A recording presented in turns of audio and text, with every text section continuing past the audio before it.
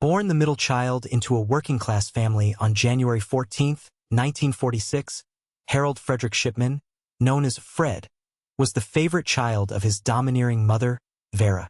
She instilled in him an early sense of superiority that tainted most of his later relationships, leaving him an isolated adolescent with few friends.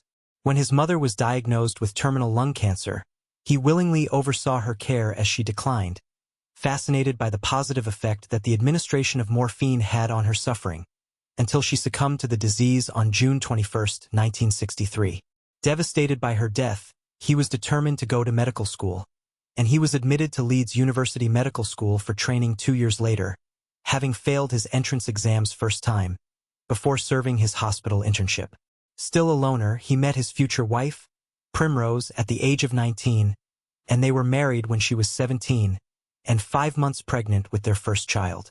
By 1974, he was a father of 2 and had joined a medical practice in Todmorden, Yorkshire, where he initially thrived as a family practitioner, before allegedly becoming addicted to the painkiller pethidine. He forged prescriptions for large amounts of the drug, and he was forced to leave the practice when caught by his medical colleagues in 1975, at which time he entered a drug rehab program. In the subsequent inquiry, he received a small fine and a conviction for forgery. A few years later, Shipman was accepted onto the staff at Donnybrook Medical Center in Hyde, where he ingratiated himself as a hard-working doctor who enjoyed the trust of patients and colleagues alike, although he had a reputation for arrogance amongst junior staff. He remained on staff there for almost 2 decades, and his behavior incurred only minor interest from other healthcare professionals. The local undertaker noticed that Dr. Shipman's patients seemed to be dying at an unusually high rate and exhibited similar poses in death. Most were fully clothed and usually sitting up or reclining on a settee. He was concerned enough to approach Shipman about this directly, who reassured him that there was nothing to be concerned about. Later, another medical colleague, Dr. Susan Booth, also found the similarity disturbing, and the local coroner's office was alerted, who then contacted the police. A covert investigation followed, but Shipman was cleared, as it appeared that his records were in order. The inquiry failed to contact the General Medical Council or check criminal records, which would have yielded evidence of Shipman's previous record. Later, a more thorough investigation revealed that Shipman altered the medical records of his patients to corroborate their causes of death. Hiding behind his status as a caring, family doctor, it is almost impossible to establish exactly when Shipman began killing his patients, or indeed exactly how many died at his hands, and his denial of all charges did nothing to assist the authorities. Indeed, his killing spree was only brought to an end thanks to the determination of Angela Woodruff, the daughter of one of his victims, who refused to accept the explanations given for her mother's death. Kathleen Grundy, an active, wealthy 81-year-old widow, was found dead in her home on June 24, 1998, following an earlier visit by Shipman. Woodruff was advised by Shipman that an autopsy was not required, and Grundy was buried in accordance with her daughter's wishes. Woodruff was a lawyer and had always handled her mother's affairs, so it was with some surprise that she discovered that another will existed, leaving the bulk of her mother's estate to Dr. Shipman. Woodruff was convinced the document was a forgery, and that Shipman had murdered her mother, forging the will to benefit from her death.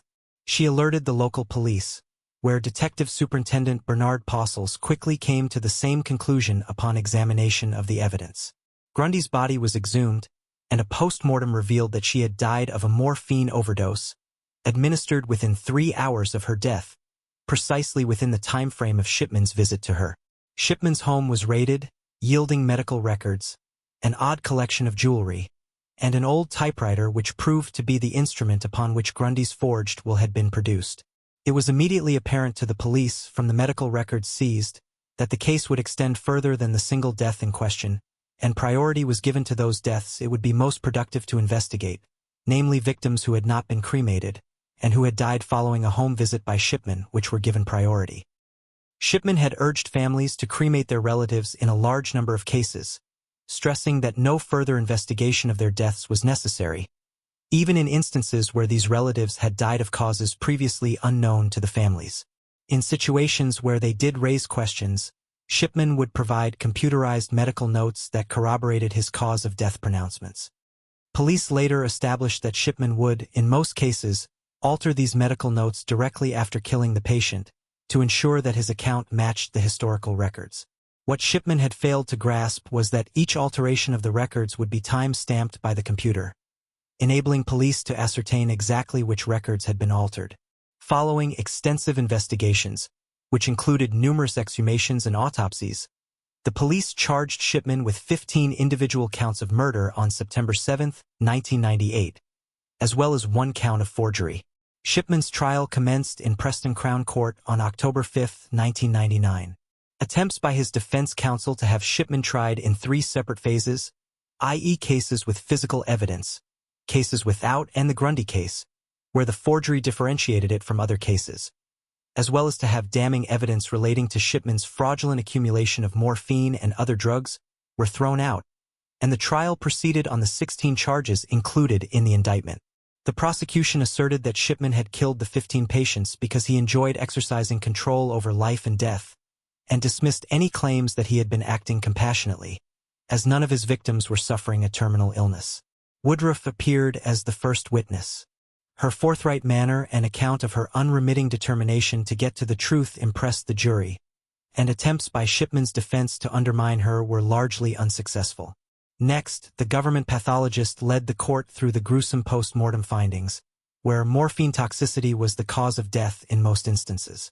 Thereafter, fingerprint analysis of the forged will showed that Grundy had never handled the will, and her signature was dismissed by a handwriting expert as a crude forgery. A police computer analyst then testified how Shipman had altered his computer records to create symptoms that his dead patients never had, in most cases within hours of their deaths. As the trial progressed onto other victims and the accounts of their relatives, the pattern of Shipman's behavior became much clearer. A lack of compassion, disregard for the wishes of attending relatives, and reluctance to attempt to revive patients were bad enough, but another fraud also came to light. He would pretend to call the emergency services in the presence of relatives, then cancel the call-out when the patient was discovered to be dead. Telephone records showed that no actual calls were made. Finally, evidence of his drug hoarding was introduced, with false prescribing to patients who didn't require morphine, overprescribing to others who did, as well as proof of his visits to the homes of the recently deceased to collect up and use drug supplies for disposal. Shipman's haughty demeanor throughout the trial did nothing to assist his defense in painting a picture of a dedicated healthcare professional. Despite their attempts, his arrogance and constantly changing stories, when caught out in obvious lies, did nothing to endear him to the jury. Following a meticulous summation by the judge and a caution to the jury that no one had actually witnessed Shipman kill any of his patients, the jury were sufficiently convinced by the testimony and evidence presented, and unanimously found Shipman guilty on all charges, 15 counts of murder and 1 of forgery, on the afternoon of January 31, 2000. The judge passed 15 life sentences, as well as a 4-year sentence for forgery, which he commuted to a whole life sentence, effectively removing any possibility of parole. Shipman was incarcerated at Durham Prison. The fact that a doctor had killed 15 patients sent a shudder through the medical community, but this was to prove insignificant in light of further investigations that delved more deeply into his patient case list history. A clinical audit conducted by Professor Richard Baker, of the University of Leicester, examined the number and pattern of deaths in Shipman's practice and compared them with those of other practitioners. It found that rates of death amongst his elderly patients were significantly higher, clustered at certain times of day, and that Shipman was in attendance in a disproportionately high number of cases. The audit goes on to estimate that he may have been responsible for the deaths of at least 236 patients over a 24-year period. Separately, an inquiry commission chaired by High Court Judge Dame Janet Smith examined the records of 500 patients who died while in Shipman's care, and the 2,000-page report concluded that it was likely that he had murdered at least 218 of his patients, although this number was offered by Dame Janet as an estimation, rather than a precise calculation, as certain cases presented insufficient evidence to allow for certainty. The commission further speculated that Shipman might have been addicted to killing, and was critical of police investigation procedures, claiming that the lack of experience of the investigating officers resulted in missed opportunities to bring Shipman to justice earlier. He may, in fact, have taken his first victim within months of obtaining his license to practice medicine, 67-year-old Margaret Thompson, who died in March 1971 while recovering from a stroke, but deaths prior to 1975 were never officially proven. Whatever the exact number, the sheer scale of his murderous activities meant that Shipman was catapulted from British patient killer to the most prolific known serial killer in the world.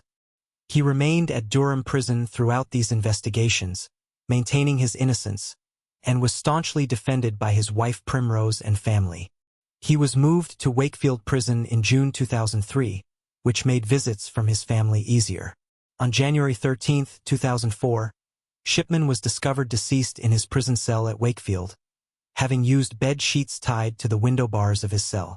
There remains some mystery about the whereabouts of his remains, with some claiming that his body is still in a Sheffield morgue, while others believe that his family have custody of his body, believing that he may have been murdered in his cell, and wishing to delay his interment pending further tests.